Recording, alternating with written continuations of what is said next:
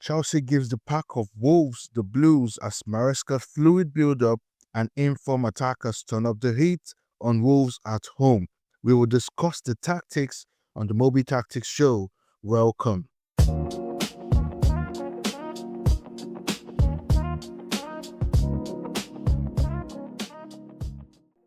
Now let's look into the lineups. Chelsea lined up in the usual 4-2-3-1 with a continued partnership of Fofana and Chalobah, continued partnership of Caicedo and Fernandez as well, with the same that goes for Neto and Garnacho on the wings.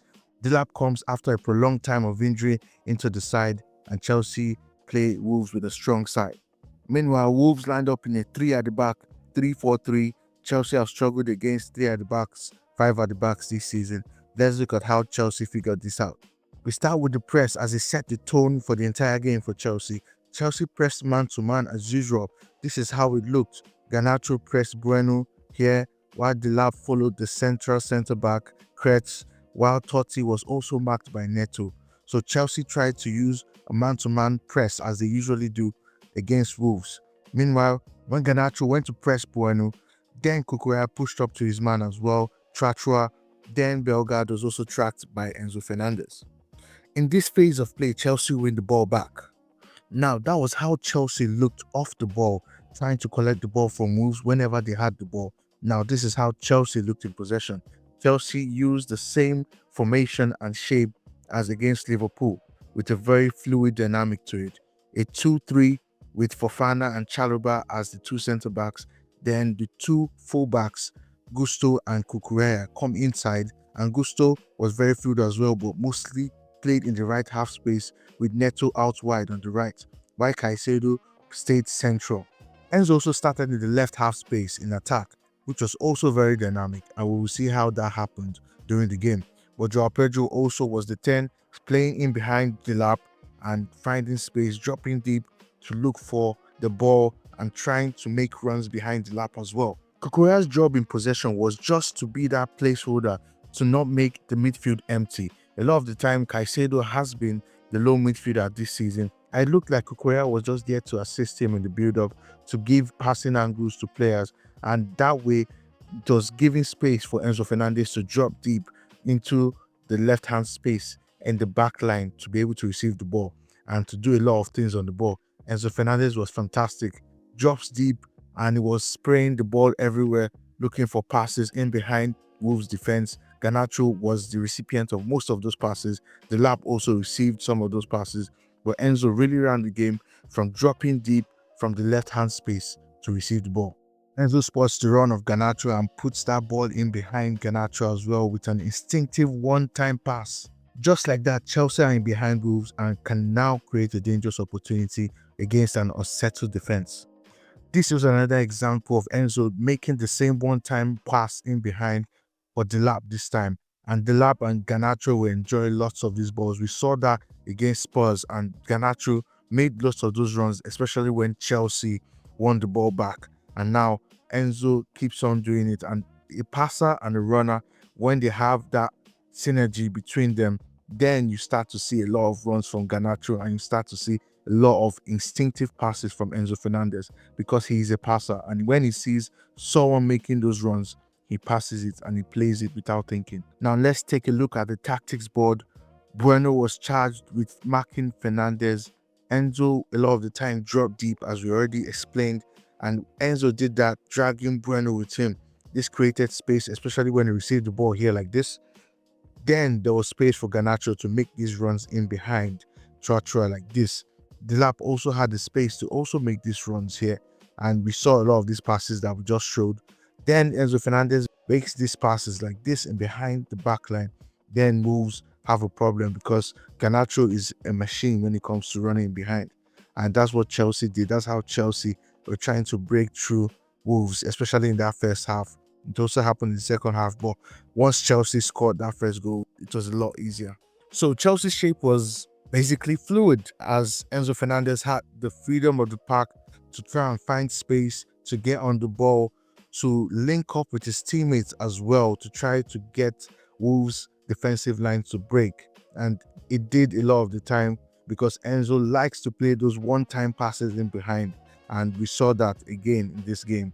Now, Enzo didn't just stay there, and the shape too was basically as well fluid. You could see at times it was a 3-1 shape, at times it was also a 2-2 shape. We've seen those shapes in different games from Maresca this season with Chelsea. Now, I mentioned the fact that Cucurella tried not to make Caicedo too alone in the midfield and not too isolated a lot of the time. And this was how Cucurella did that a lot of the time. He tried to come inside, create passing angles a lot when Chelsea were pressed by Wolves, and that's how it happened. And this is when it was looking like a 3-1 shape as well. Cucurella forming that 3-1 shape with the backline. This time Chalobah is central, and that's how fluid the build-up was. And Chelsea just tried to evade and drag Wolves out of their defensive shape to allow them space in behind. Now, we just talked about this shape from an in-possession standpoint. Now, let's talk about it with an out-of-possession standpoint and how Chelsea used this to defend a lot of counter-attacks. And Chelsea were very proactive, trying to stop counters from the source. And now we saw this against Spurs, and we saw how important Fofana and Chalobah was to be able to keep that line high. And we saw Cucurella as well in the Spurs game. Now, Gusto added to that as well. And we don't need to talk about Caicedo. But you could see how Chelsea tried to stop a lot of the attacks at source that Wolves were trying to cook up. So let's see an example of that. Let's see how this happened. You can see that Joao Pedro tried to play a threaded ball to the lap, but loses the ball. Now immediately Chelsea players swam him and they win the ball here. Cucurella gets the ball back, and now as they did against Spurs, Chelsea attacked very quickly with Garnacho. Garnacho gets the ball and Chelsea are already attacking. There's more space. When you lose the ball as a team, the team becomes more open. And now Chelsea are trying to take advantage of that because a lot of teams try to sit back against Chelsea. And now these are one of the opportunities that Chelsea can have to open up teams by winning the ball high. Now, this time Fofana tries to thread the ball to Joao Pedro. Joao Pedro, look at him gesturing to receive the ball from Fofana, but this time he loses it and Wolves try to counter. Now, look at the Chelsea players. Just look at all the Chelsea players around and the actions they're trying to do and how the desire to come back to come and collect the ball. Gusto tried to hound him here, the Wolves player on the ball. Then Caicedo uses that opportunity to just steal the ball and Chelsea have the ball. And what happens next? Enzo Fernandez creates a very top opportunity. I don't think he looked for this ball. That was very crazy, the ball to Garnacho, because it's like a telepathic understanding. He knows that Garnacho will make that run, and Enzo Fernandez plays this ball in behind. What a ball from Enzo Fernandez, by the way. Now let's talk about another way Chelsea create, especially against the low block. Now we talked about how Chelsea's wingers are very important to Maresca in one of our previous videos because Maresca uses the wingers. Even on my threads on X, we talked about how Maresca likes his wingers to create a lot. Apart from 1v1 dribbles, a lot of how Maresca's wingers create are inside or in swinging crosses, and we have seen loads of it this season. We've seen it from Gittins, we've seen it from Garnacho, we've seen it from Estevao, and we see it a lot from Neto as well. And this was very important because Chelsea also populated the Wolves box. Now look at this box. You can see about 5 Chelsea players inside the box, and Caicedo and Enzo Fernandez just outside the box as well. And this time, Garnacho, I think this happened earlier in the game as well, and it was a chance for Gusto as well in the same scenario. And this time, Garnacho does the same and crosses the ball into the box. Gusto peels off his marker. Even though Gusto doesn't get the ball, you can see how Neto is also there to get the ball. So Gusto receives the ball in the box and scores his first goal for Chelsea. Would you believe that? Would you believe that Gusto will score a goal? Now, this time it happened on the right-hand side. And who else but Wonder Kid Estevao? Now, Estevao was 1v1, or should I say 2v1, because he was quickly doubled up upon, and he still managed to put the ball in the box. And despite he was doubled up upon, Estevao managed to put that kind of ball. And he does this really well because it is hard to, first of all, get past 2 players and then not get your cross blocked. And Estevao does this very well. He's very, very sharp. And that's the thing about him. What he does well and how he does that is because he slows down the play and speeds it back up very quickly. So as a defender, this is a nightmare because you have to stop and start again and react to what the player is giving. And Esteval's reactions are very quick. So before a defender could really set himself, he then plays the ball past you, basically. You could see it against Quarterback for the goal as well. And you could see Esteval do this multiple times during this game, basically. This time, with a ricochet, a deflection, the ball gets to Joao Pedro, and Joao Pedro scores.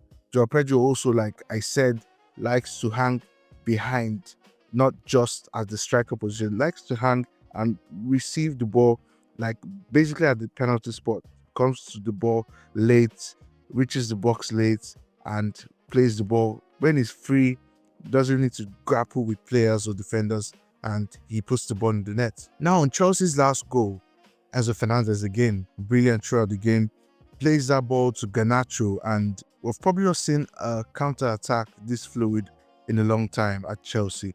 But this was very fluid, and Garnacho showed his pace here. Garnacho receives the ball, outpaces his defender that marks him, basically outpaced him, and we saw Neto as well when the lap went off that Neto played as a 9, and this time Neto was on hand to receive the ball and put it into the net. Now this is very, very interesting because we definitely could see things like this against a Barcelona high line, and if Neto and Garnacho can be able to make those runs, we know Garnacho will make those runs against a Barca high line, and Neto can be on the hand to be able to finish chances off. Neto won't play striker most of the time, but it's good to see a counter-attack really come off for Chelsea. Neto tucks in the ball and Chelsea are 3-0 up. So basically Chelsea finished the game 3-0, a very dominant performance, but against the last team in the league. But how many teams have Chelsea struggled, especially those smaller teams that come to pack the bus against Chelsea? This was a very, very convincing 3-0 win. Enzo Fernandez here had a masterclass, basically. His passes, the instinctiveness of those passes looked like prime Enzo, and something that a lot of Chelsea fans will want to see more regularly. Of course, we see Enzo more regularly, but a lot of the time recently, his passes have not been as crisp as what we saw against Wolves. But I'll still be the one to tell you how Enzo has still been good in general this season, and even towards the end of last season a lot of the time. But now Chelsea are very much having a form of consistency, and this is without Palmer. This has been without the lap for most of the season, with a lot of new players to bed in, and this is with a lot of Chelsea fans also saying Maresca out. So it is quite interesting that Maresca out with a lot of this, and Chelsea still in top 4, just 6 points away from Arsenal. And if Chelsea could just keep 11 men on the pitch in some games this season, Chelsea will probably be closer to Arsenal. Don't forget to like, don't forget to subscribe to the channel, and once again, we will see you here next time. Enjoy.